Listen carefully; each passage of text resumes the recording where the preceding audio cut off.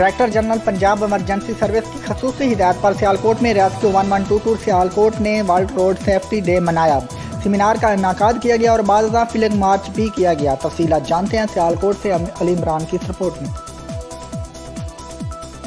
जी बिल्कुल, rescue media coordinator Mohammad Wasim के मुताबिक दुनिया भर की तरह सियालकोट में भी रेस्क्यू 1122 ने वर्ल्ड रोड सेफ्टी डे के हवाले से मुनक्किद किए गए सेमिनार में district emergency officer engineer Naveed Iqbal ने रेस्क्यूवर्स से खिताब करते हुए कहा कि हम सब की जिम्मेदारी क्या है कि लोगों के अंदर शऊर उजागर करके हम अपनी सड़कों को महफूज बनाकर होने वाले हादसा की शरह को कम करें। मोटरसाइकिल चलाते वक्त हेलमेट का इस्तेमाल लाजमी करें, गाड़ी को मरम्मत वक्त पर करवाएं, सफ़र के दौरान ट्रैफिक कवानीन की पाबंदी लाजमी करें, सड़क पार करते वक्त ज़ेब्रा क्रॉसिंग पुल या मुनासिब रास्ता इस्तेमाल करें।